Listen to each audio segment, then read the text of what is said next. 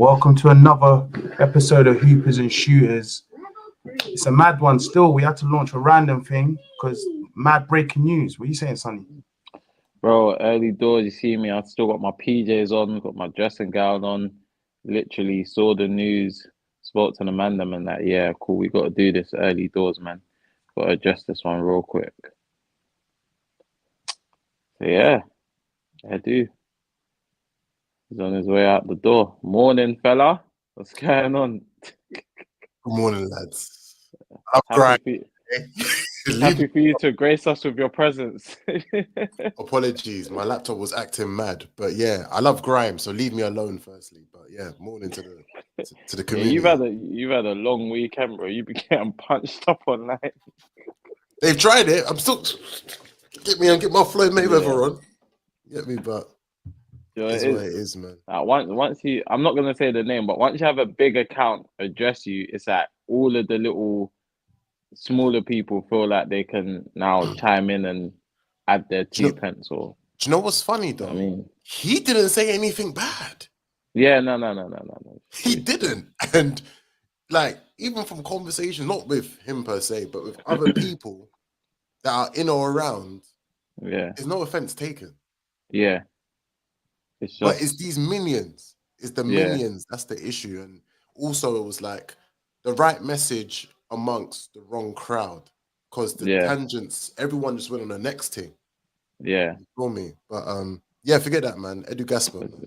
It's funny, yeah, because you speak about minions, and that leads us perfectly into what we're going to talk about today, because this is somebody who divides opinion. He has a lot of minions online that support his every decision, and he has a lot of people online that question his every decision. I think he's quite a polarizing figure at the club, one of the most polarizing figures in recent history at Arsenal. And today it's been announced that he is set to leave. And from what I'm hearing, he's been offered a role as I believe it's one of the executives in a consortium that will be looking over Nottingham Forest, Lyon, and Rio Ave. So some may even look at it as like a step up career-wise, but let's just talk about what he done at Arsenal. Already in the comments, you can see it's dividing opinion. You have someone saying great day for the club. You have someone else saying poor day for Arsenal. So it's like, yeah, what's you lot's thoughts on Edu's tenure at the club? For me, by the way, I'm doing daddy daycare. Do you know what I mean? You know me. I'm there. Do you know what I mean? Trying to show. So if you hear random horns in the background, you have favorite cars here. Anyway, boom. The princess, man. Every time. We got the princess, man. So let's cover this. Yeah, Edu Gaspar. I've been sitting here thinking, what does this mean? What does it mean for the manager? We used to talk about Edu and Arteta like we talk about Gabriel Saliba. It was almost like a partnership. See what I mean? It's not weird in the background. Yeah. So it's a banger, dog. It's a banger. So we used to talk about them like they were partnerships. So I wonder what that means for Arteta, if he will still have the same power he used to have. Because I know Eddie was a massive advocate for him. But before we get into something like that, I want to just discuss him. Edu promoted from technical director to our first ever sporting director. How do I feel about the job he done? I was a mad fan of the rebuild. I feel the rebuild was required. I think we had a lot of old players that stagnated. We heard things about there was uproar in the dressing room. One camp's here, one camp's there. So he slowly but surely got out the likes of Kolasinac's, Ozil's, Mustafi's. We will always disagree maybe about how Ozil was booted out. Aubameyang eventually left. Lacazette's left. So he cleared all of that out and started a rebuild. Now, I was a massive fan of the rebuild at the time.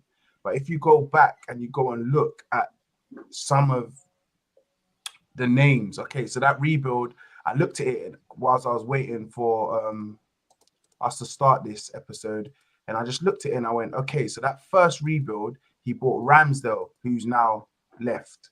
He bought Nuno Tavares, who's now left. He bought Sambi Lokonga, who's now left. He bought Tomiyasu, who we arguably are now saying maybe it's time for him to leave. So it feels like the only two wins from that transfer window anyway is maybe a Ben White and an Ødegaard. And then he followed up that season with Jorginho, who arguably we might now feel like we need to move on from now. Kyrgios, which a few Arsenal fans feel like maybe it's time for him to go. Trossard, I guess it's the wrong time to talk about Trossard because he's been jarring the last few days. Fabio Vieira, Zinchenko, and Gabriel Jesus. So when you look at them in hindsight, a lot of people could ask a lot of questions. I feel like in real time, I understood. Before you move on, go on. So, sorry to interrupt you, my bro. Before you move on, yeah, because I know this is gonna divide opinions at what you just said. How do we distinguish what's an Edu signing and what's an Arteta signing? Because, for example, a lot of the names, pretty much every name you've just wheeled off on that list, except Ben White and Ødegaard, are potentially surplus to requirements right now. Arguably, debatably, cool.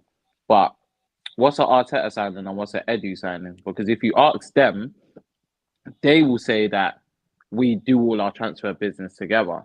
And then the guys that don't necessarily rate Arteta will be like, yeah, but the manager has all of these powers, that has all of this power. And then someone like me will say, well, it's Edu's job to oversee this stuff. So do you get what I mean? Like, that's what I think you just answered your own question. Even if it is an Arteta signing, who gave him that power to have that say? Do you know what I'm saying? Because at the end of the day, he is the sporting director, so he oversees all of that stuff.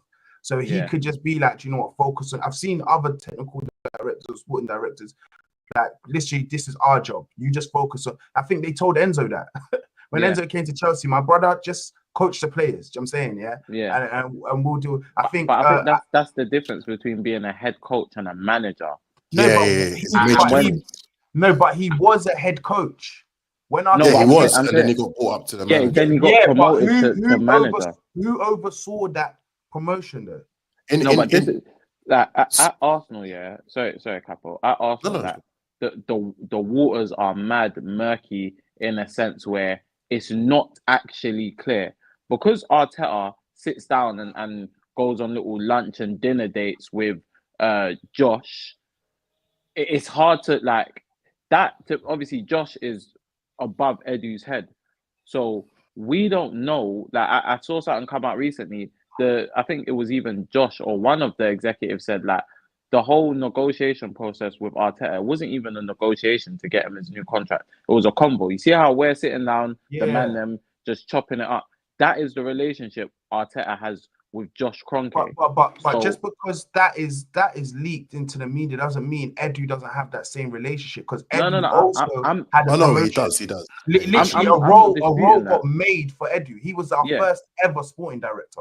No, I understand that, and I'm not disputing that. I just want, because I know what's going to happen, and it happened this morning in the group chat. Whenever you try and hold Edu accountable, Arteta's name automatically gets linked to it. So that's why I'm trying to establish a clear distinction between what Edu has done and what Arteta has done. Do you understand what I'm saying? We leave what Arteta's done over there, and today we focus on what Edu has done. Do you get what I'm saying? See what FB wrote. Sorry, Cap. Just what FB wrote now. Why do people feel the new guy that comes in is going to challenge Mikel Arteta's needs? All I'm trying to say what people want. That's what people want. Yeah, but that's what I'm saying. So all I'm trying to say is if you think someone can come in and do that, that means the person that was in allowed him to have the say he had over transfer. I agree. So it's still, he's still kind of part of it. Do you know what I'm saying?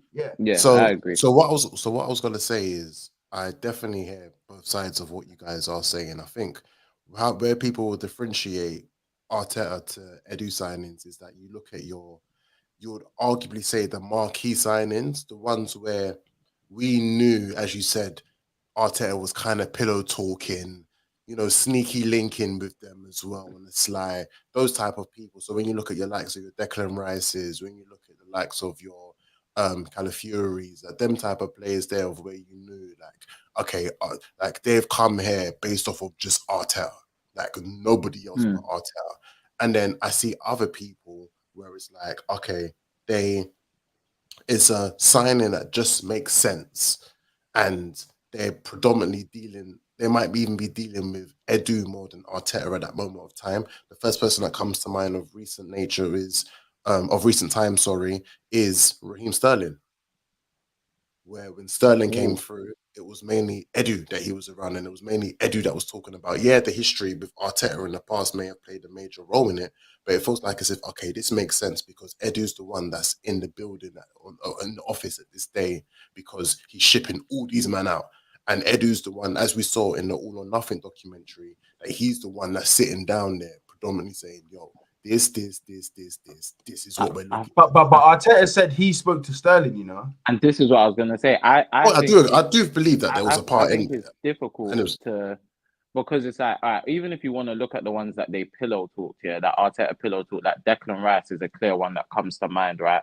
And it was quite obvious that we were pillow talking Declan Rice behind the scenes from that March. From World Cup. Do you get what I'm saying? So, but with that, Edu still has to broker a deal. Edu still has to find the relative funds and find the right structure and whatever to make this still happen. One of my biggest criticisms of Edu is I feel like these deals tend to take too long. But then sometimes when you look at the numbers involved, he's standing on his valuations. He's standing on his structure. He's standing on the way he thinks is logical to do this deal.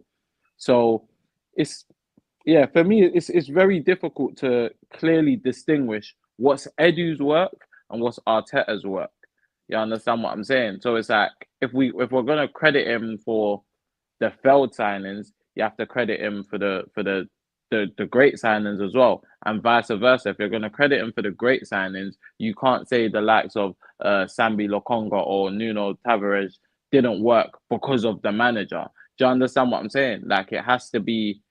They've always said that they're, as Reece said, a Gabriel and Saliba thing when it comes to the transfer. So it's like it's almost impossible. In the early days, it was easier to identify because one, Arteta didn't have as much power, and two, you could tell that Edu had links with Kia.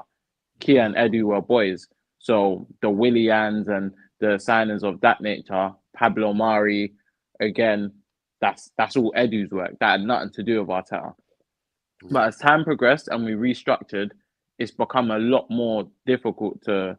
Do you get what I mean? It looks like with Edu, he had less of a say in the signings. The Athletic were saying people inside the club weren't really in favour of the Calafiori and Marino signing. Yeah, same way they weren't in favour of the Raya signing as well. That they said that the issue with bringing in Raya when Ramsdale just finished having a PFA Team of the Year season, they said that it will cause a lot of dysfunction amongst the fan base of where they've worked so hard to gel the club and the fan base together. Because Ramsdale was such a fan favourite, they were against it. So we speak about a lot. Sorry, Sonny. We speak a lot about our Gabriel Saliba relationship. Did Arteta and Edu? Did Edu start getting frustrated with Arteta? Because it sounds like there was a lot of overruling in the last few transfer windows. If you're telling me he didn't want Raya, he didn't want Calafiori, and he didn't want Marino, and he got overruled for all of those three transfers, why would you want to stay in a job where clearly? But then this is my counterpoint, yeah, and this goes back to my initial question as like, does Edu have the same relationship with the Kroenkes that Arteta has? Because how is it possible? That is like me being a supervisor in regards to transfers solely, yeah. It's like me being a supervisor telling my manager how we're gonna run things. That doesn't make sense. Like, at the end of the day, Edu's role when it comes to transfers is greater than Arteta's role when it comes to transfers. As the manager of a football club, yes, you're allowed to have a say, you're allowed to have an input. You tell your sporting director what you want, what you need, even if you lot have like links to certain players where it's like, you know, the player personally, it makes it easier to broker a deal 100%. But in no way, shape or form should the manager be able to overrule the sporting director. And that to me is where the biggest problem with Edu lies. And people might not like this or people might not agree, but I think Edu cared more about not damaging his working relationship with Arteta than he did about doing what he felt was best for Arsenal Football Club. And that is a problem. When you start valuing your personal relationships over what's best for the club, it's never going to end well. So, yeah, you're going to get to a point where you're frustrated and whatever because you're not able to make certain business decisions that you might feel is best for you to make because this guy don't agree with it. But it's your job to make those decisions. It's not his job. It's not both of your job. If you Google Edu's job role, it is his job. Do you understand? So yes, he can take Mikel's input, but we've seen at other clubs. Look at just for a lazy example, Liverpool. Klopp wanted Julian Brandt. The other guy said Michael Edwards was like, nah, Mo Salah, this is the guy. And they went out and got Salah. And look what Salah's gone on to do. So sometimes it's like it's a necessary thing to maybe upset the manager a little bit, but go over his head and be like, no, we are not that. I'm sorry, we're not doing that. We're not doing Isn't that that. the same thing that happened with Pepe and Zaha, where Emre said that he wanted Pepe, wanted Zaha, and then the board said, "No, brother, you're getting Pepe." Like, this is what I'm saying. So sometimes it can. I wasn't Edu part of that board at that time. He was, but that was more Raul, and that's because Raul had links to the people, the necessary people to make the Pepe deal happen. But again, that's a good example of how it works either way. So we've given the Salah example where it worked the way of the board overall and the manager, and then the Pepe example of where obviously we don't know how it would have played out had we got Zaha, but obviously the Pepe signing didn't work the way we all wanted it to work. You understand what I'm saying?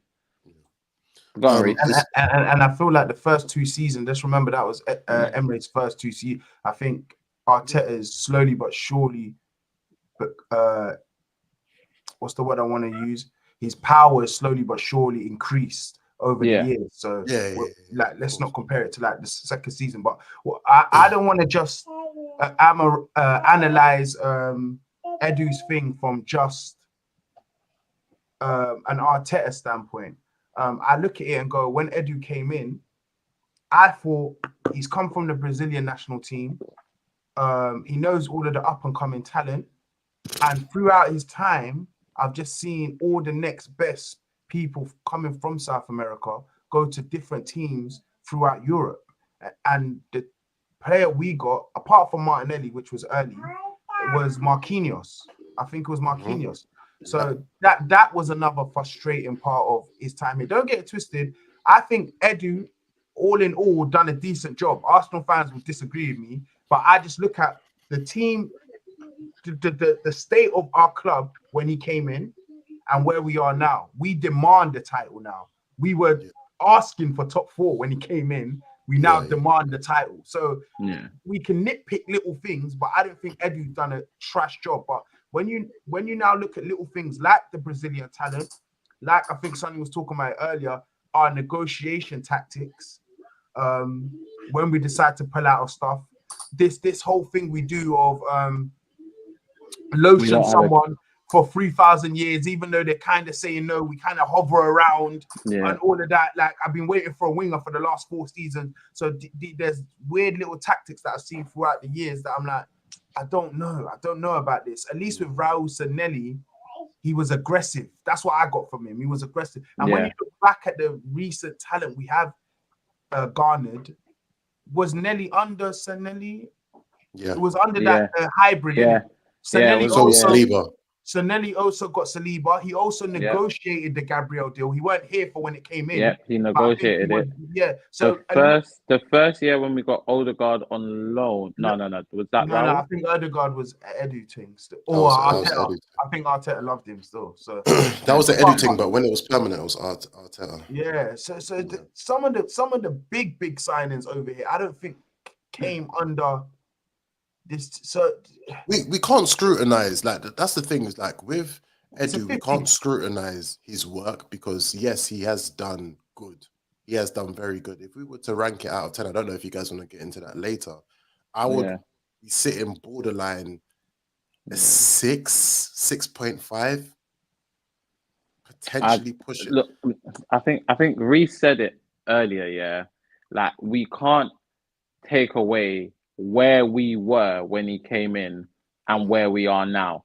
Even the whole redirection we've gone in, the whole project youth thing, etc., like signing younger players with higher potential and stuff like that. That was Edu's idea that Arteta actioned. So don't get me wrong. I feel like Edu's done a lot of good, but then on the flip side of it, like someone in the comments just said, when Edu came in, yeah, as our technical director, there was a tweet from a Brazilian journalist that said "good luck" or some kind of condescending comment. You understand? So let's have it right. Edu was not rated in Brazil for the job that he done for the Brazilian national team. They didn't rate him. He was not highly rated. Sonny, I'll go as far as saying amongst our team, was he really rated? No, but no. When I say he's not rated in Brazil, I don't mean as a player. I mean like in terms of the job. I'm just saying in general. Before, no, like, was he really rated? I genuinely think Edu is a lot more highly rated and a lot more respected in Europe than he is back home in Brazil. Maybe they start rating him now because obviously what he's done at Arsenal and stuff like that. But in the beginning, he wasn't rated. And what was sold to me is that because he had this whole relationship with the Brazilian national team and he's overseeing all of them from the first team to the youth levels, whatever, he's overseeing the whole pattern. He was going to bring us the top quality Brazilian talent. So anything moving coming out of Fluminense, Corinthians, Santos, all of these clubs that we were, you know what I mean? That we were getting first dibs. The first example I saw of that I thought, I'm not too sure how that's going to work, was Bruno Guimaraes. Because that is someone Edu wanted in Brazil. He flew back to Brazil to negotiate a deal. Next minute, Bruno G's at Lyon. My man come back with Pablo Mari. I said, okay, cool. Not really too sure about that. Then we were getting linked to a whole heap of other Brazilians, this, that, and the other. Naturally, a lot of it was capped. But then when Bruno G again was on the move from Lyon, it's like, yeah, we didn't get him the first time. Now's the time to get him. See this guy in a black and white shirt. Okay, that's a bit interesting. That dissing us as well. Like, then on top of that, it's like man's hearing all of these wonder kids. For every single wonder kid Chelsea have signed, I've just sat here and thought, why is Edu not all over this? For every single Brazilian wonder kid that not just Chelsea, Real Madrid, flipping the Italian clubs, that you name it. I'm just looking at, hey, this is meant to be your pattern. Like, I would be able to accept the shortcomings of us not signing certain players in Europe, this, that, and the other, if you were signing us one or two Brazilian wonder kids every now and then. You understand what I mean? But it's like the only one you went and got was Marquinhos, and even that deal was howlers because you could have got him on a free. You chose to give them bread to build a relationship, and we've heard niche since. It's like of all clubs to build a relationship with, you build a relationship with the one club that isn't really known for. If you're going to do that, do it at Palmeiras. They're churning out wonder kids like it's no one's business. They had Danilo that went to Nottingham Forest. That's another one we were linked to, by the way. Then after that, they had Esteval, who's signed for Chelsea. You understand? It's like even like players like Endrick, 16-year-old wonder kid. We weren't even in the realms of discussion for that. So it's just kind of like, all right, cool. So maybe all of that stuff about you having links in Brazil was capped. So what are you able to produce in Europe? And it's like, there's no shrewd business being done, if I'm being honest. Like, there's no signings that's like, oh my days, like that was like, do you get what I mean? Like, I was gonna say, but there was a talent in Corinthians and we didn't go for him though. That Gabriel Moscardo guy, I think he went to PSG. So things like that was what was confusing me. Why did we build a relationship if the next talent out of Corinthians we weren't even nowhere near it? So it's confusing still. And a lot of the signings he's got over the line, and again, it's gonna sound like man just getting onto him, but it's like at the end of the day, he's had signings where George Mendes has helped broker deals for example, we've had signings where we've had to sit there and lotion guys for months, and Arteta has been heavily influenced in these proceedings. I can't remember a single good quality signing of note where it's like, this is clearly Edu's work. Edu's just gone out, I don't know, paid a release clause. Like, do you get what I mean? Like, just done something. But we won't know. Unfortunately, we will never know, like, single-handedly. I think it's very telling that the second Calafiori walked in the door, it's like, Mikel, is this real? You know, just little things like that. Even Declan Rice, every interview, Mikel, the project Mikel showed to me. It's like you can take a lot out of the little things that you see and that you hear. And but he's the manager. Like, a player's going to always say, I'm sold on the manager's fit. He's the manager, so he's not going to come in and say Edu. And I just wanted to quickly say, also, Cap, you came in late. We're trying to give a balanced overview of Edu. So we have said the positives. I've already said I'm a big fan of his project youth. This rebuild was his idea. I was a big supporter of it. And another thing I do want to say is, maybe Sonny was right in regards to maybe Edu couldn't lotion these owners as well as Arteta can, because like you said, Bruno Guimaraes, he was a big fan of him, and he's gone on to be what he's gone on to be. And I remember the first times we had links to Isak, they made it clear Edu's a massive fan of Isak. Before I ever heard Arteta's name linked to Isak, it was Edu is a massive fan. And that was when he was at Sociedad. And that's another player we chose not to pay because maybe we didn't like the value. So there are even more players he could have had a name on, and we could have been like, that's an Edu signing. But for some reason, with those players, we don't go over the line with them. But then this is sorry, Capo. This is man's question as well. Yeah, why when Arteta sits there and says, "I need Declan Rice," do the board go in their pocket, go in their piggy bank, go and ask their cousins to borrow money to find £105 million? But then when Edu says Isak is the guy, that's the guy I think we should go for, they're like, nah, bro. I don't. It was two different times. It was two different times. It was two different times, bro.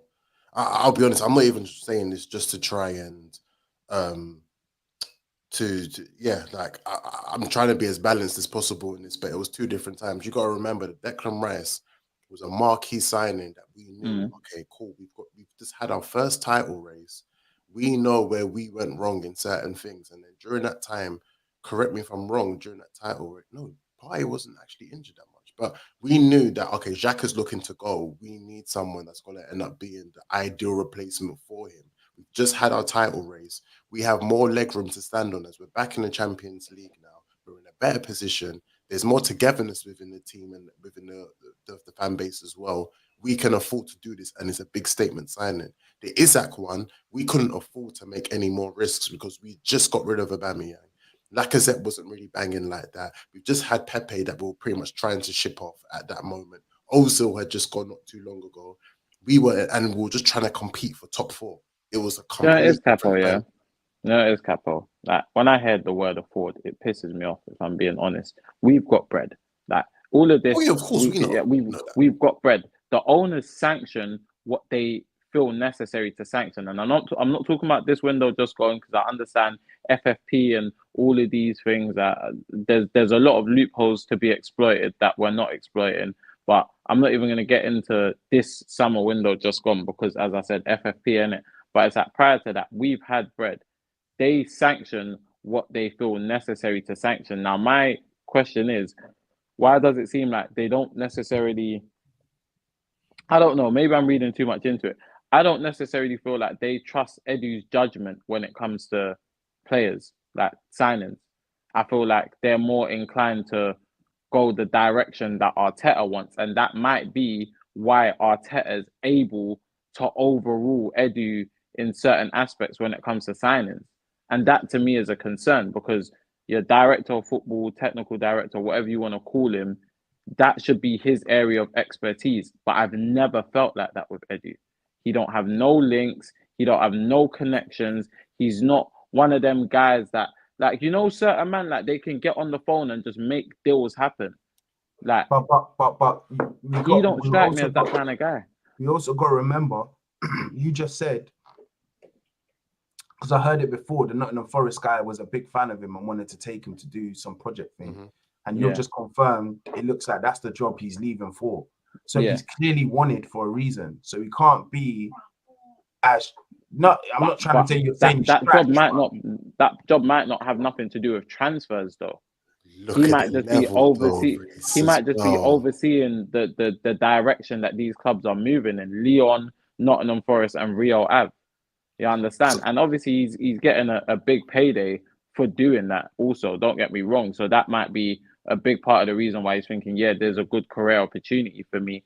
But I'm speaking specifically on a transfer basis, because outside of transfers, I think Edu's done a fantastic job. I'll be honest. That outside of the transfers, the direction that the club's going in, the way we are viewed, the way people sit there and they've started to put respect back on our name and things like that. That is all, a lot of it, majority of it is down to Edu. Even what we're doing now with Arteta, if we want to call a spade, Edu's the reason why Arteta's still in a fucking job. Yep. Edu is the reason why Arteta is still in the job. When shit was going left and the board were a bit uncertain and that, Edu is the one that vouched for Arteta. And then Arteta was able to build that relationship with Josh. What transfer is your issue? No, the way we handle transfers is my issue. The whole thing, the way I've said for years, Reese, and you can vouch here, I said maybe Edu needs to hire somebody to assist him with the transfer, somebody with the actual know-how, somebody with the experience that's been in it for years. Because one of the biggest things for me was having a rookie manager and a rookie sporting director, and I was never comfortable with that. Do you understand what I'm saying? Like, I feel like you either have to have you have to have experience in, and I'd rather the experience be in the boardroom than like you can get away with having an inexperienced manager, because again, if someone's experienced that overseeing the transfers and that, they can get you the necessary pieces. But I don't think Edu's the guy to get the necessary pieces. And obviously, if you had to pick now and say, all right, cool, one of them's got to go, either the manager or the sporting director, majority of us would have said the sporting director, simply because we can most probably go out and get somebody that's able to do a better job in the recruitment sense. You understand what I mean? And that's so I'm so sorry to cut you guys off here. I don't know if you guys have seen it on AFC updates. They've just given a breakdown to his departure. According to Con Marble Halls, there has been whispers about one thing when Vinay left. Edu wanted to be considered for the CEO role to replace Vinay at Arsenal. Edu Gasper was not upset that he was not appointed to the position, but Edu was unhappy that Tim Lewis did not really consider him for the role. It seems that the club had their eyes on someone else for the CEO position, as they did not give Edu an internal interview for the position. According to Sky Sport, Arsenal were extremely surprised by Edu Gasper's decision to leave. Previously, Edu was targeted by Evangelos Marankis, the chairman of Nottingham Forest and Olympiacos, for the CEO position of all the clubs owned by his group. However, it is not yet clear whether Edu's departure is related to this information. And then last but not least, saying that Arsenal have refused to comment on Edu's departure. Yeah, so what it sounds like to me is the fact of Edu's role had a glass ceiling. And it sounds like, unfortunately, or fortunately, depending on how this goes, is that once he reached the top of that glass ceiling, he realized that, bro, I don't have much power or much legroom to maneuver in this place. I have to go. So see, I look at it differently. I look at it as Arteta. Well, not Arteta. I apologize.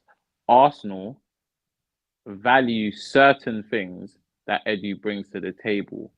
Yeah. Edu is a man that has considerable ambition, as he should, and he ultimately sees his future as bigger than just being a sporting director. I don't think Arsenal share that same vision, hence why he wasn't even an internal candidate for the job. I believe Tim Lewis got the job, actually. Yeah. Right? Reese, am I correct? Tim, you're on mute, bro. Yeah, he's the CEO.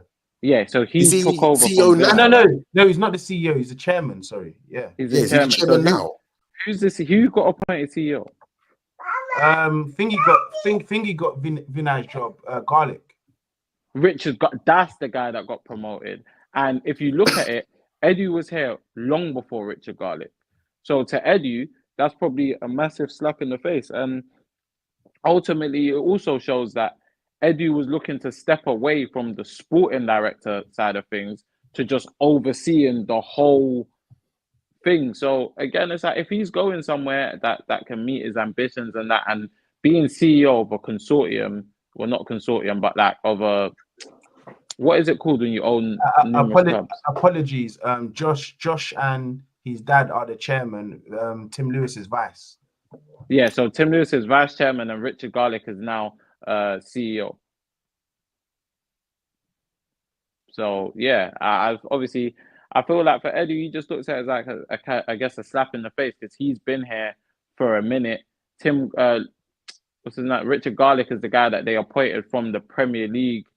I think 2 years ago. He was working at the Premier League. He's worked in football before, but yeah, I think Eddie kind of looked at that as a bit of a slap in the face. So he said, "All right, cool. If I'm not valued, I'm gonna go somewhere that's giving me the career opportunities that I'm looking for." But ultimately, I think this always concluded with Arsenal finding a new sporting director.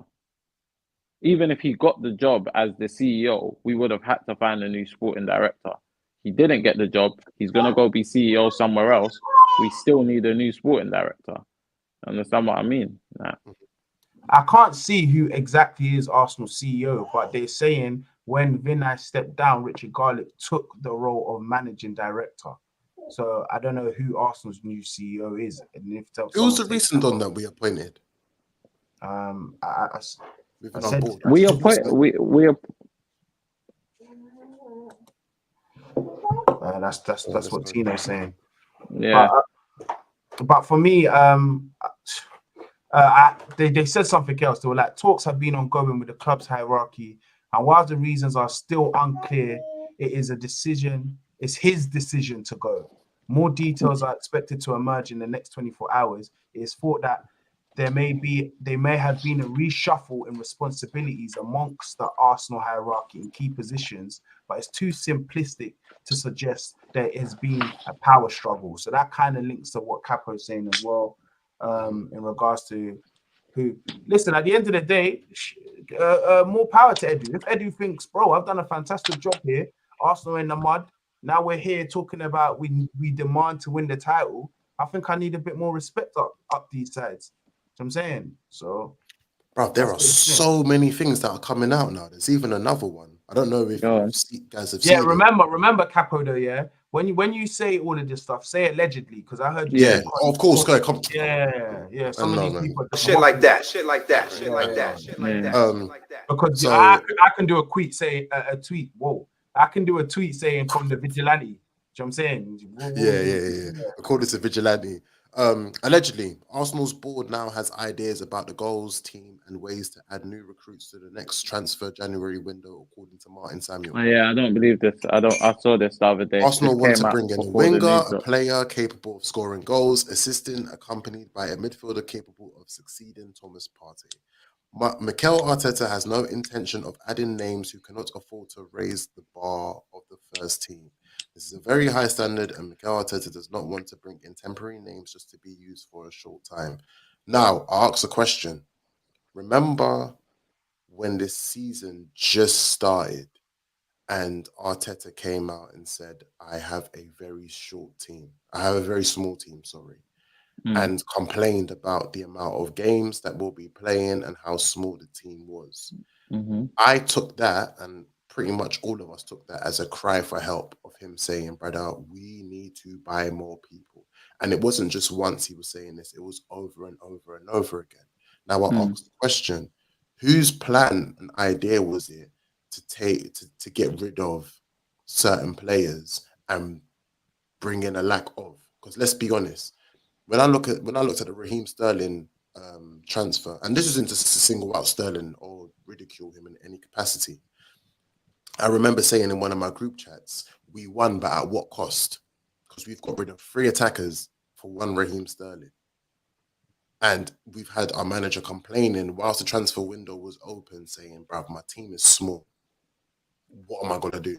So I ask that question. Like, why is that the case of nothing was done in between then? And why didn't Edu rise to the occasion and actually, try to bring in more or do more? Because the Raheem Sterling transfer, it looks like it was a panic buy. Can I add what Tino said? I think someone already brought it up, but there's more people listening now, so I might as well just bring this up again. It says there was defo a power struggle. Wait, one second. Let me look after this one. 1 second. Come on, man. It shows that how much of responsible parents the hoopers and shooters are. My niece wants to have a positive contribution to the convo, man. Let her land. Come on, man. Let her talk things, bro. Let her land, bro. I was getting headed out. She wants to give her opinion on Edu, bro. It says this year there was definitely a power struggle this summer. The Athletic said the hierarchy weren't sure about Calafiori and Marino, but Arteta pushed hard for it. He didn't agree to a new contract until after the window was closed. I think he said, well, that's the guy giving his opinion, but this is what the Athletic said. Arteta is also prepared to agitate for the signings he feels he needs. He knows how to manage up as well as down. One of the Arsenal sources said, if he really wants a player, he'll go into the trenches to get it done, and he's demanding. The team always comes first, but he knows what he wants and he's prepared to dig in to get it. And then someone else said, remember the long delay with the Marino bid? The club weren't sure about him, but Arteta wanted him. The Athletic went on to say, so why the delay? Despite Arsenal's confirmed interest, a formal offer did not arrive until August. While Arteta was convinced that Marino was the right fit, there were some high-level conversations amongst the Arsenal hierarchy about whether it was the right deal to do. The club recognised that adding the 28-year-old Marino to a central midfield that already included a 31 Thomas Partey and a 32 Jorginho was not necessarily ideal. Has Arteta low-key put off his boy? Is Edu like, bro, I can't deal with this guy anymore? Power trip. Yeah, but this is what I'm saying is that at the end of the day, if it's your job to secure the transfers, I'm sorry, but you have to do what you feel is best for the club. And if the guy agitates, then let him agitate. You understand? If you don't like it, he ain't got to like it. I think the key thing you're missing out here is where Arteta might have been dangerous is they wanted him to extend his contract. This window here was the window they wanted him to extend his contract, but people had disagreements with some of the guys he wanted in. Was he now trying to say, wait, this is what I'm saying, or not? This is what I'm saying. And if you're able to essentially go above Edu's head and politic in that way, Edu needs to be crafty enough to know how he's going to politic. You understand what I'm saying? At the end of the day, in these higher level positions, it's all about politicking, isn't it? It's all about knowing how to get the outcome that you want. And to me, Edu don't have the know-how. And Reese, this goes back to what I said about 20 minutes ago. Does Arteta have the same relationship with the Kroenkes that Edu does? I don't think so. If he's able to politic and dig his heels in, he's essentially, what that article says, he's essentially able to get what he wants, regardless of how Edu feels about it. But you know what it is, Sonny, and this is where I agree with you in that sense, is because the Kroenkes are probably looking at Arteta and thinking, bruv, you're the valuable asset in this situation right now. You're the driver. No disrespect. We need a passenger. We don't need a passenger telling you the directions on where to go, left or right. Bruv, you've got a sat nav. It's fine. Capo, do you know what it is? Do you know what it is? If they believe Arteta to be the generational manager that it sounds like they believe he is, yeah, he's a more valuable asset to the football club than Edu. You can get another sporting director. Worst case scenario, you can get someone else to do Edu's job. You understand what I mean? But you're not going to go out, in their opinion anyway, you're not going to go out and find another Mikel Arteta. You're going to have a lot of struggles in their opinion, and I'm putting this out there, this seems to be their opinion. You're going to have a lot of struggles to go out and find somebody that can replicate the job that Arteta's doing. You understand what I mean? So I just think, and maybe Reese is right. Maybe the fact that he hadn't re-signed played a part in, oh yeah, cool, we kind of got to play ball to keep this guy happy. But from what I've seen, he's been getting his way when it comes to transfers. Do you think he's a bit arrogant in that sense? Because obviously on the pitch, his tactics do show a form of arrogance. But do you think that within the board, that his arrogance has reached such a high level where now he's like, it's either me or Edu? No, I don't think he'll present it that way. I just think, again, where he's been in bed with the Cronkies for he's been in bed with the Cronkies for quite a few years. I just think he understands how to politic and get what he wants better than Edu. And that's the God's honest truth. I think he's able to big up Supreme Tactical. I think he's able to politic in a way where he can get the specific results. And I think where Edu, sometimes he might be barbecuing or he might be dealing with other things. I think before Edu even realizes that a man's gone above his head, he's gone above his head. You understand what I'm saying? Do you think Edu's too nice for this role? Maybe. But in order to do this role successfully, there is going to be times where you and your manager are going to clash. You understand what I'm saying? There is going to be times where, you know, you're going to upset him.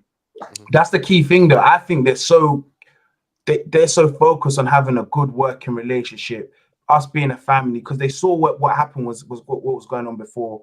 And maybe he just feels that this is the right time.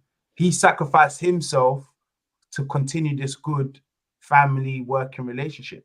Maybe that's what it is. But then look at it trying to revamp.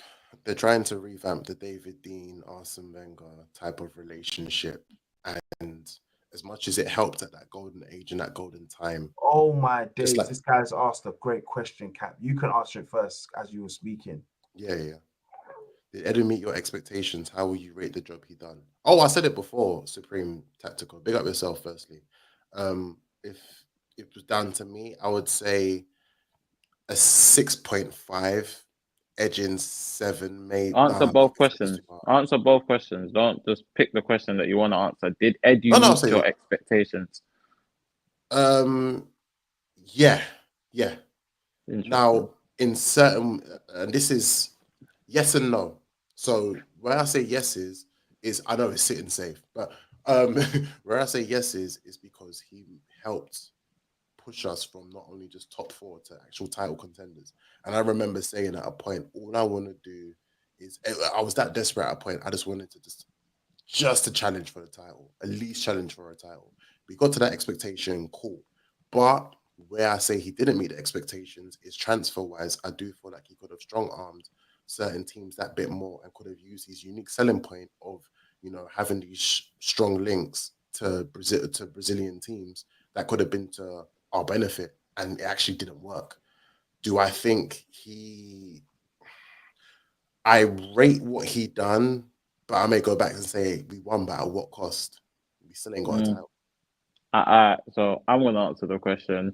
No, Edu didn't meet my expectations. He was sold to me as this guy that has extensive knowledge of the Brazilian national team and has extensive links to all the clubs in Brazil. And since then, we haven't signed one extremely talented Brazilian player in any position. Not a goalkeeper, not a striker, not a winger, not a midfielder, not a 10, not nothing. And there's a plethora of them coming through year in, year out at Brazilian clubs. That's the first place where he didn't meet my expectation. The second place where he didn't meet my expectation is I expected considerable changes in regards to our transfer policy in terms of our ability to sell and get key valuation for a lot of our players. And I don't think that happened until this summer, just gone. This summer is the first window where I can say, you know what, Edu, big up you for getting logical valuations for our players. Aside from that, it was a lot of contract terminations. It was a lot of loan with no obligation, this, that, and other. If you look at, for example, just to give an example, we sold Mavropanos for, I don't know, chicken change and a sell-on clause, and then a year later he got sold to West Ham for like 30 M's. You understand? That's just an example. And started balling. Exactly. And dunked on us. That's just an example. Again, a lot of people, Nuno Tavares is a bum. We sold him to Lazio for like 7 mil or something. We broke even. The guy's worth like 70 M's now. And some of these things are just like the loans were to the wrong clubs and so on and so forth. And the players kind of tank their own values and that. But it's like, I can't just ignore what some of Edu's shortcomings. I also feel like another one of his shortcomings, pause, in regards to transfers especially, is I don't feel like we've ever had a complete transfer window. And when I say a complete transfer window, I mean in a sense of, we go into the transfer window, we need a goalkeeper, a centre-back, a centre-mid, and a striker. We will get a goalkeeper, a centre-back, and a centre-mid. We ain't getting the striker. The next summer, we need a striker, a winger, a right-back. We'll get a right-back and a CDM that we didn't need. Where's the striker? And as much as I feel like Arteta has neglected the attack in terms of the players he's demanding and digging his heels in for, I can't ignore the fact that Edu, I've seen it in the documentary, you have a whiteboard with key positions and their cover.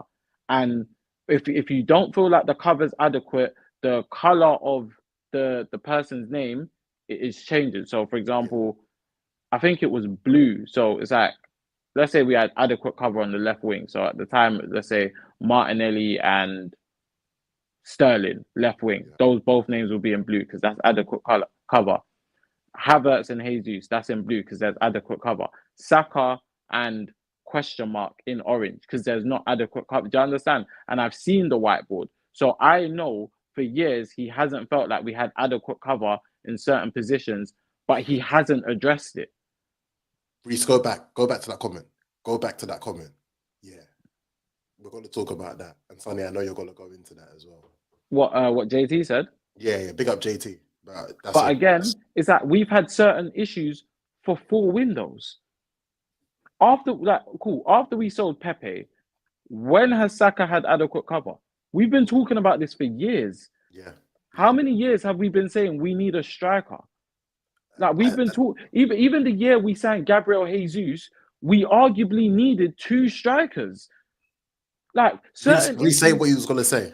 Say what you was gonna say. We've had for years, bro. And obviously, at the end of the day, whether Cap wants to cry in the listeners or not, like these issues are ultimately on Edu. Yes, he has done a lot of good, but in terms of my expectations, before we got Edu, I was looking at names like Monkey and Luis Campos and all of these guys, and we don't know how good they would have been at Arsenal or not.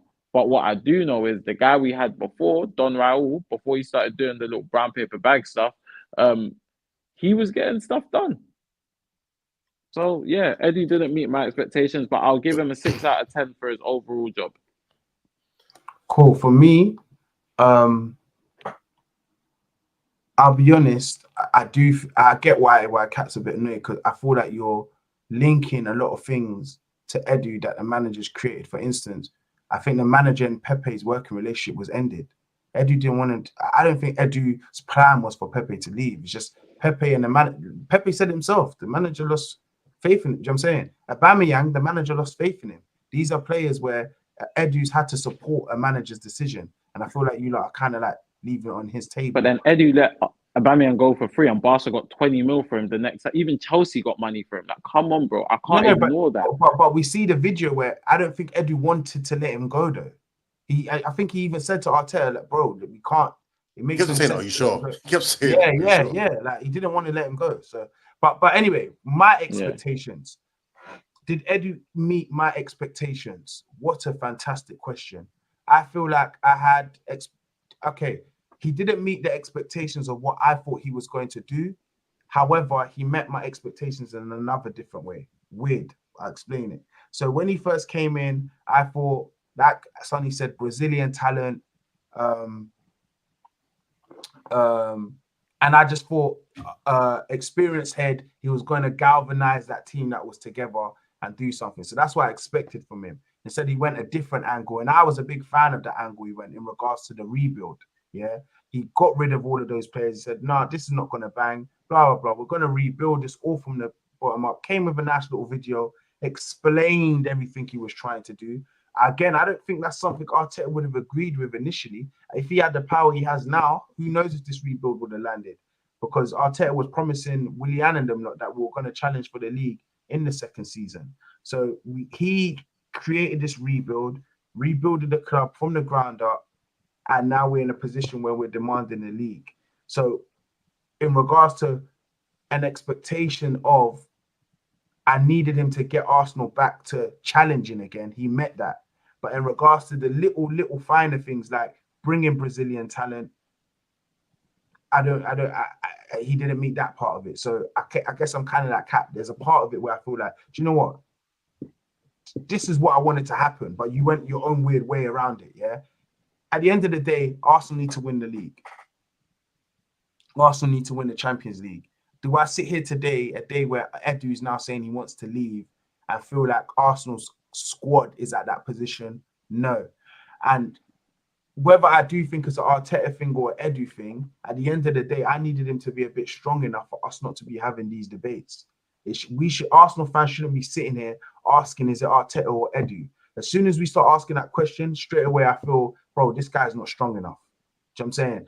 I think Sonny gave a great example in regards to supervisor and his boss. If I'm above both of them and then the supervisor keeps coming, I'll start questioning, bro, are you running your shop properly? Why is the supervisor trying to go over your head and blah? So at the end of the day, I feel like I sit here and go, okay, this is the best way to say it. I sit here and go, do I think Arteta will have the temerity, the unmitigated God to do this over Raul Sanelli? I don't think you'll have the bro. Imagine him trying to go over Raul Sanelli's head, bro.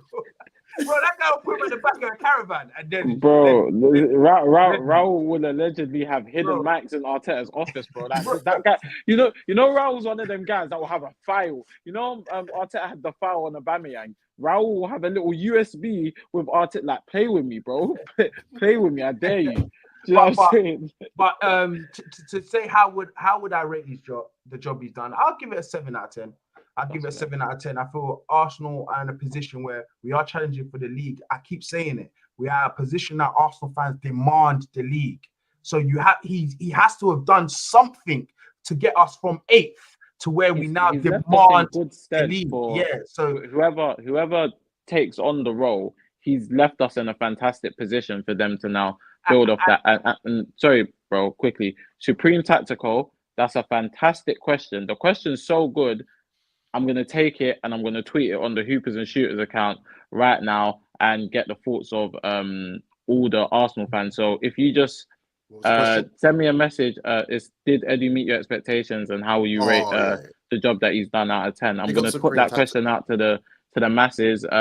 If you just send man a DM on the Hoopers and Shooters account, I'll be able to tag your name in the question. So I don't want it to seem like man just teeth in your work or anything like that. But yeah. You know what I mean? So yeah. I'm gonna do that now. Actually, you lot carry on. I'm still here though. Sorry to say. Sorry. I just want to go back to one thing that was mentioned before, saying that not everything by JT, where he said not everything can be solved in one window. Now, spinning the block on that, because I felt like you was gonna elaborate on that, Reese, is that yeah, I do agree. Not everything can be fixed in one window, but one window where we fumbled on so badly was the 23-24 window, where we left that window and said, okay, we've got Timber, we've got Declan Rice, we've got Kai Havertz, and we've got Raya. We left that window and said, but we still need Saka cover.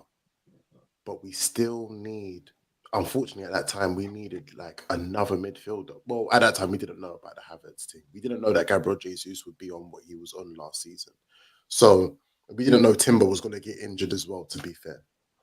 But we left there saying all we needed was that one more quality signing of a winger and that cover for Saka or someone that could play on both wings for basically being a Trossard to some extent. We just needed another forward player. And that would have helped us get that little bit over the mark as we should have last season. Because I generally do feel like as if last season was the season we were meant to win the league. And this year, we've left, again, the transfer window of knowing, okay, our marquee signing in my eyes, I saw it as was Calafiori. And after that was just like, okay, that speaks in high volumes that your marquee signing is a left back. We've spent all this time getting a box-to-box midfielder as well. Where is this winger that we need? And yes, Arsenal fans were excited when they had sort of departures of like the players that it seems like Arteta didn't trust, but where was the cover for it? And that's been the issue. That's just the only issue, to be fair with you. We were always that one player or two players away from having our situations solved and our team solved, but we didn't. Yeah, that, and I even forgot, what was I even saying? Oh yeah, I was giving my rating. So like, yeah, Cap saying how many Brazilian talents succeeded. It's do you know what it is, Cap? Yeah, it's more to do with the guys. Sorry, what was the question? He said how many. Oh, this one. Sorry. Yeah. Oh, sorry, my bad, bro. Since Edu started, so I think Edu joined 2019. I think Rodrigo joined Real Madrid in 2019. I feel Endrick has joined you. I feel like this little kid that's coming up, Esteval, looks decent. I think Bruno Guimaraes, that's a guy that we were interested in. I'm pretty sure if I'm not thinking off the top, I could have mentioned a couple more names. But do you know what it is? I hear your point in regards to how many has succeeded, but it's more to do with what I expected from him. I'm not even saying, you might not be right. I'm just saying when he came in, that was one of my expectations. That okay, maybe it's because I'm an Arsenal fan and we get players nice and young. That's just something I thought that will come with him. So to know that it was only really Martinelli a bit and then Marquinhos that came after it, I was kind of underwhelmed. Not trying to say, bro, you can't go and look for other talents. I'm just trying to say that was one of the things when I heard Edu's coming, I just thought that came with him. You know what I'm saying? This guy says, I think there's too many dynamics behind the scenes to say who has more power or not. I believe Edu may have achieved all he could. This is another good point. I feel when we say stuff, we can't speak like it's fact. It's all of our opinions. We don't know what's going on behind the scenes. He's honestly, he's speaking facts. Maybe Edu has achieved everything he could and realized there's no more he can do. That's what I said, glass ceiling. Yeah. Just reached to his glass ceiling, unfortunately. And the expectations of you being a sports director at Arsenal are so high that, listen, any signing that you're behind is amplified with a magnifying glass. Facts. So hey, you are under scrutiny from the get-go. It doesn't matter if you have a one misplaced pass, you don't win those duels, if you are missing like big chances or not creating big chances. Guess what? Everything is under amplified that is amplified over a massive magnifying glass. And do you know what supports that? Marino. He was injured at the start of the season. The first game he came back, whatever he done in that game, that dictated the direction of how fans were going to perceive that signing. So if he had a great game, I think people would have been like, oh, we can see something there with him. Even if he had like poor games after that, they would have seen something because of the first.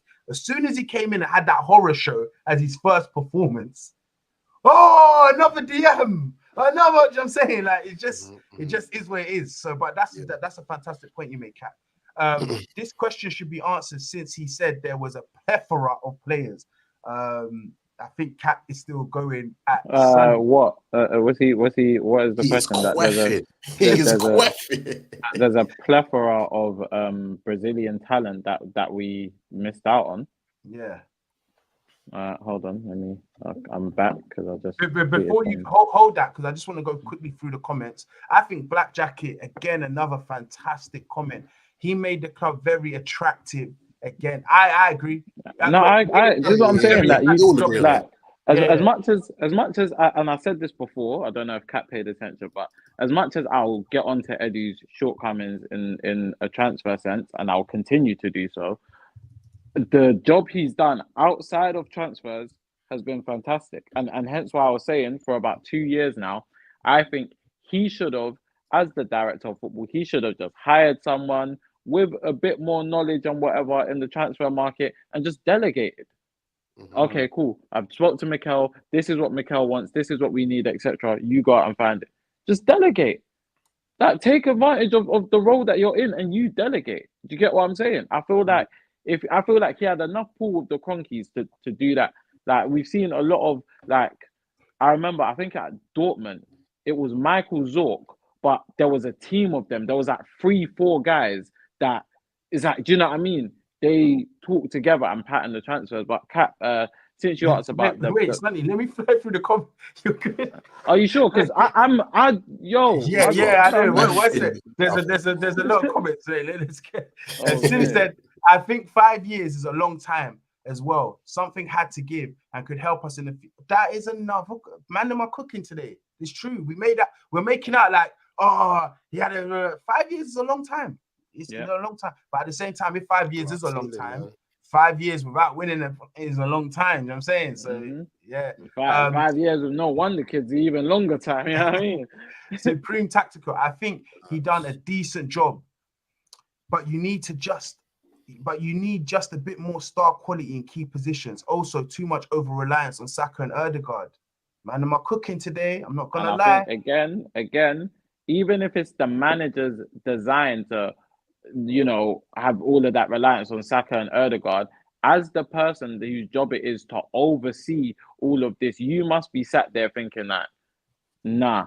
Because when we get knocked out to Bayern and we see reports in the Athletic saying Arsenal want to sign somebody that has the X factor, and then we go into that summer and we sign Calafiori and Marino, it's like... He speaks in high volume. He speaks in high volume. It's clear that we need something a bit different in attack, and it's being neglected. I don't know about if that's by design or if that's because they're too scared to pull the trigger and potentially get another Pepe, but something has to give. This is where having connections or having people with the know-how comes into play, because a different, maybe, and this is all speculation because we don't know, but a different sporting director or a different director of football might have been able to get a Leroy Sané. They might have had the necessary connections to test the waters for a Rafael Leao, for example. All of these lovely guys that Adamola Lookman, that was their necessary director, the director of football that knows what he's doing, might have been able to get these. Even my man at Dortmund, Gittins, my young G, yeah? You understand? That's low-hanging fruit, bro. You could get them man there for like 30 M's.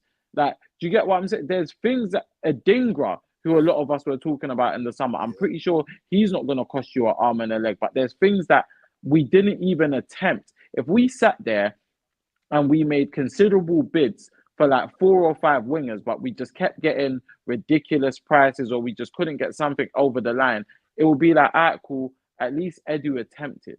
And I'm not talking about 4 or 5 bids on deadline day. I'm talking about 4 or 5 bids over the course of the transfer window. If he done that and then we ended up with a Sterling, it's like, all right, cool. He tried, but maybe he didn't have the necessary resources to get over the line. You understand? But it's clear that he tried. But we're not even bidding. We're not even in certain conversations. And don't even get me started on the players that he's turned down. Please. Because us turning down Bellingham stinks. Anyway, sorry.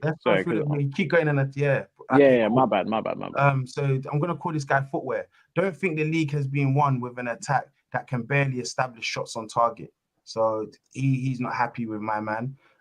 Black Jacket, but it could be the Kroenkes preparing for a change too if things aren't delivered. So could that be Arteta having to sweat a bit? I don't know. They just gave him a 3-year deal. No, the Kroenkes are ballsy enough to do it. Yeah. And one thing with the Kroenkes is that if you follow all of their sports franchises, that they always said that they like having young managers and young coaches. Yeah, I see the link with that still. Yeah. I think Havertz has been playing well, but maybe in hindsight, you needed a real bagsman. We did. We know we did. But I'm a Havertz guy, and I said, bro, you lot are gonna turn on him soon. He's not. But I haven't turned on him. He's clutch, but he's not clinical. But this is what goes back to my point of incomplete transfer windows. Because why do I always have to pick? Why do I always have to pick between one marquee signing and then, like, you could have gone out and got a striker, an upcoming striker for how much did Lewis Openda go to Leipzig for? Because it wasn't no 80 mil. It wasn't nothing that was gonna break the. But like, we signed Raya for 30 M's. You mean to tell me we couldn't have taken 30 M's and tried to get a Lewis Openda at the time? To be fair, they tried to get Sesko, remember, but just because you didn't get him, don't mean you don't adjust. Like, that's my point. Incomplete transfer windows. Remember when it was pretty much we were offered Kudus, where Kudus. Yes, yes, and we turned around and said, nope, not on it. Yep. We didn't even. Apparently he was waiting for us though. Yes. He was waiting for us. There's a reason. That's why he didn't end up at Brighton. Like, there's a reason that's why he didn't. Remember, he was linked to Brighton. Yeah, he wanted to come here. I think it's us and Chelsea he was waiting for. But yeah, we couldn't figure out the necessary finances to make it happen as usual, because I think at the time, who was it that we couldn't shift off the books? Was it Eddie? I think. It was somebody we couldn't shift off the books. Eddie. I thought it was Remember last season we were trying to get rid of Eddie. Yeah, I actually think it was Eddie still. But Eddie, like, we couldn't get him off the books. And Supreme said, "Big up, always listen to your space at work. Shout out to you, my bro. Come on. Cap, Eddie didn't start the rebuild in Arteta's reign. He started it by getting rid of Unai in the first place, and that's what you lot wanted in the first place." Oh, I don't know. I agree with that. Did Eddie get rid of Unai? No, I don't think that was an Eddie decision. What I will. But even if he did get rid of Unai, I don't think that was the start of the rebuild, though. Yeah. Because they brought in old players like Cedric, Willian, Pablo Mari. Because of experience, remember? That rebuild defo started during Arteta's reign. They were not going to try and, twang the people here. Kat, they're gonna come back to your questions. I just want to fly through the comment quickly. Subscribe to the Hoopers and Shooters on YouTube as well, man. Come on. Big up everybody in there as well, man. Shout out to man early on a Monday morning. I think Eddie did his job well in rebuilding Arsenal and making the sporting director job very attractive. I agree. I actually agree with that. Big up Kenzo. Cap said the club that we got Marquinhos from, how many talents has been developed from that? Like I said, I gave one name, Gabriel Moscardo, that's it. But I don't know how he's doing. I think he's playing for that French team. He's on loan to that French team. But he's a PSG player. No, I think it's Reims, or I don't know how you say it. JT Capo, that's a great eulogy. Always been one signing away. Mad jarring. Incomplete transfer windows. It's ridiculous. You know what I mean? Eventually, Teta will leave regardless, despite Con likes him, whether Arteta leaves at Edu with success or not. Okay, so he's basically saying Arteta will leave eventually, and obviously, despite the fact that the Chronicles like him, I guess it just depends on how he leaves, isn't it? Is he going to leave like Edu without completing the mission, or is he going to get us over the line and then leave in a blaze of glory? Facts. Andre Gomez as well. There's been quite a number of Brazilian talents that have emerged, and it's not just Brazilian talents. South American. I want to say South American. Like there's been a lot of talent that's come from South America. All of these young Colombian and Ecuadorian men that are going to Brighton. I mean, to Brighton. Sorry, don't even get me started on the Argentinians and that. And what country is that Beleba guy from? The Brighton league. Somewhere in South America as well, no? Let me check. Yeah, I like that youth as well. We can't stick it on him if the Brazilian talents we're mentioning are worth 60 minimum when they aren't even 18. Not all of them were. Oh, no. Beleba's Africane. Okay. Cameroonian. Fairs. I like that guy. Fairs. Big up him. What's his first name? Carlos. Yeah, that's why I thought he was same South American. Into the Cameroonian called Carlos. Big up. That is cool. That is cool. Hey, Mr. Grime. I'm sure that name Carlos sends back memories.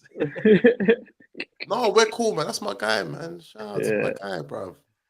But The question is, does Arteta have the time to develop these talents whilst challenging? And again, it depends on Arsenal. Oh, sorry. Does Arsenal have the time to develop these talents whilst challenging? But again, it depends on what specific players you're talking about.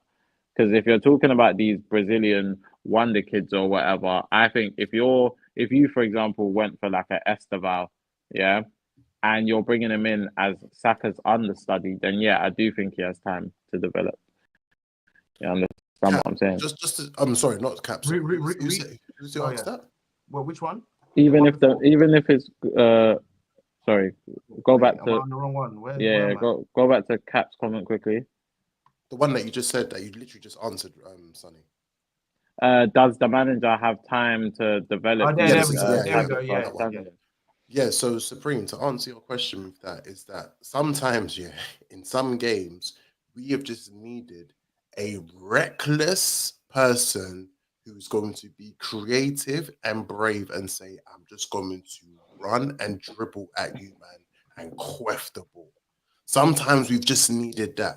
And sometimes you just need those reckless South American young players that who just don't give a damn. It says, listen, I am going to quaff this. I don't give a damn. Simple as.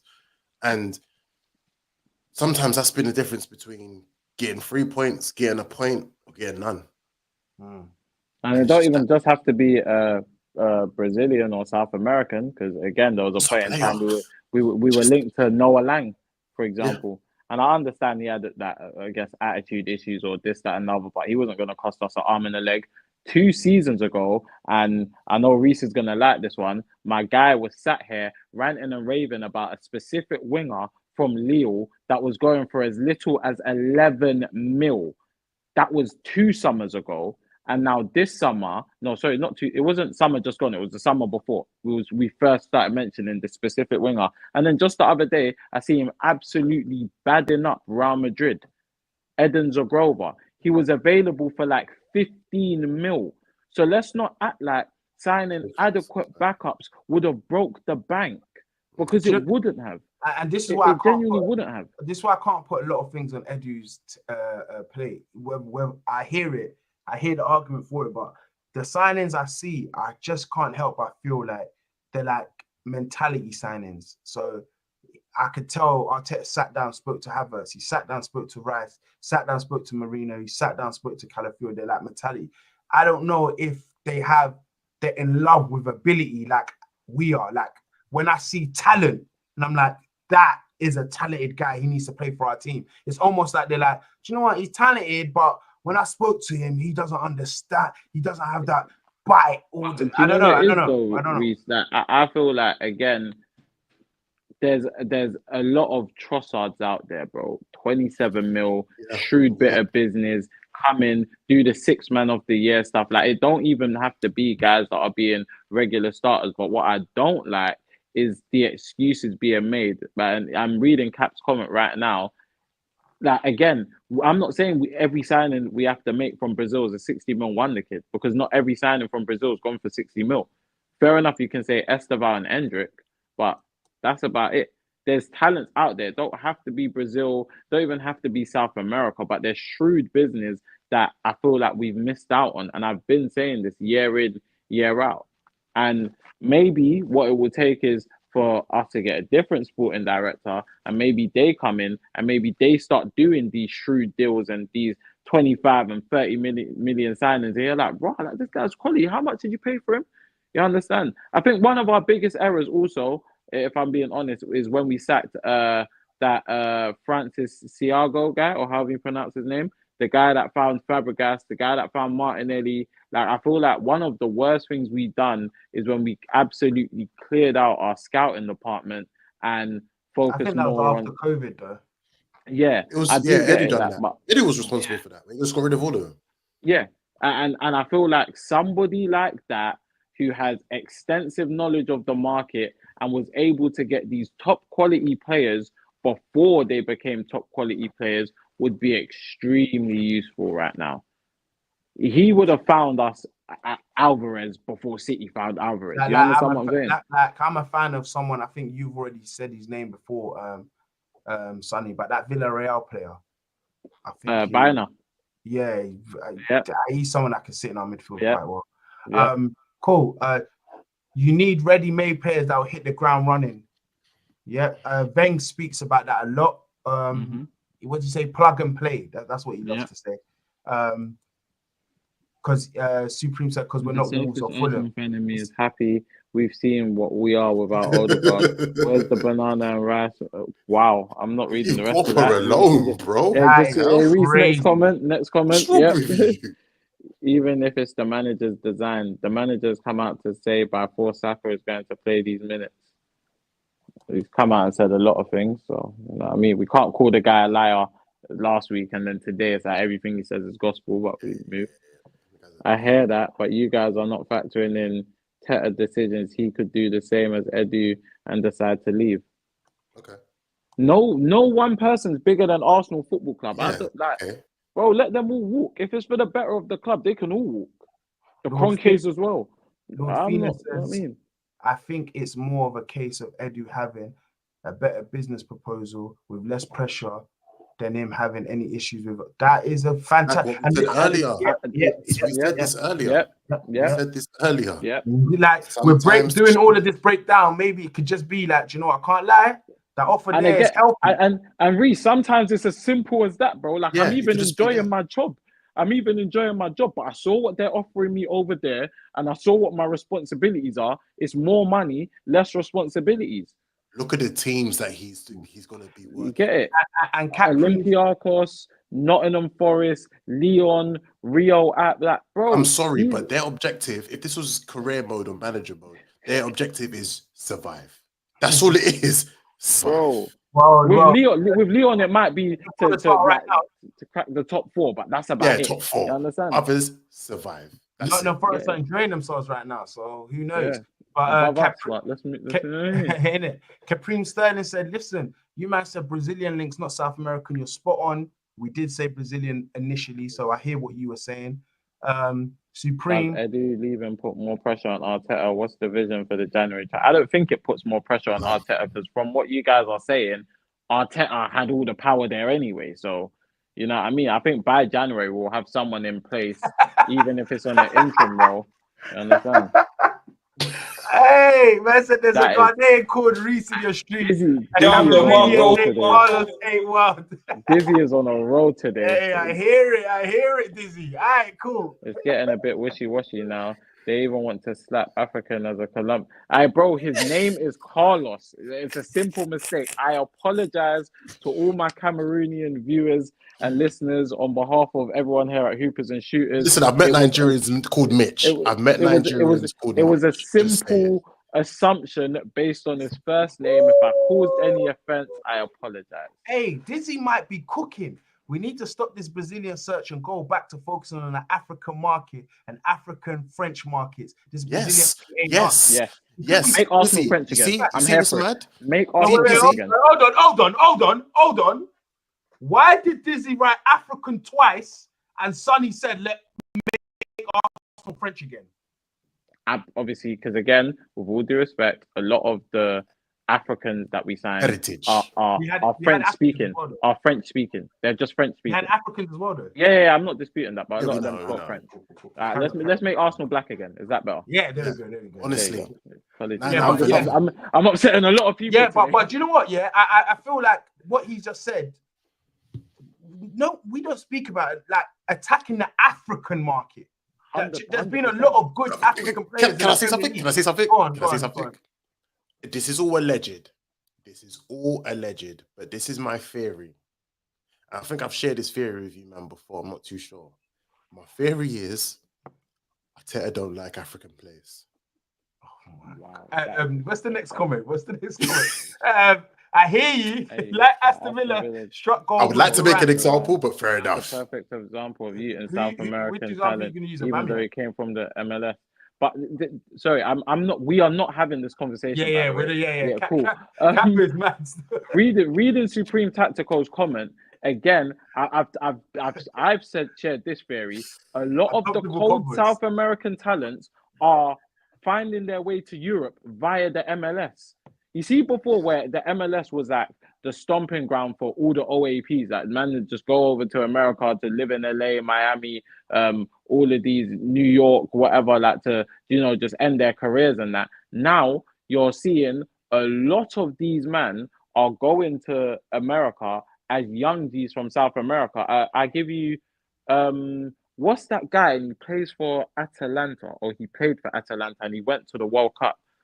Fuck, what's his name? Bro, we just got to think of Matt Turner. Matt Turner, literally, remember the link that we have to That MLS? is not the type of example No, I'm just saying, the fact of when you talk about the links from MLS to the Prem, like, how certain men have got their relationship. When you say Matt Turner, you undo all my hard work. You do understand? No, Reece, what's that guy's name that went to Leeds and you liked him? And he came from the MLS. Is it Aronson? Aronson? Oh yeah. You got good memory. Aronson, he came from even the guy that we were linked to, the guy that it was a centre mid and it was going to play right back. Actually, did he come from the MLS or was he just American? Tyler Adams. We have a link to MLS team? Tyler Adams, I believe he. Or is he just American? He might just be American. He might just be American. I think he came from Bayern Munich. But wait, don't we have a link? Don't we have a link to MLS team? Like, that's part of like our football. Yeah, Colorado Rapids. Yeah. We were linked to someone from there. That's why I mentioned the Matt Turner thing as an example. I think that's how we done the trusty thing. Yeah.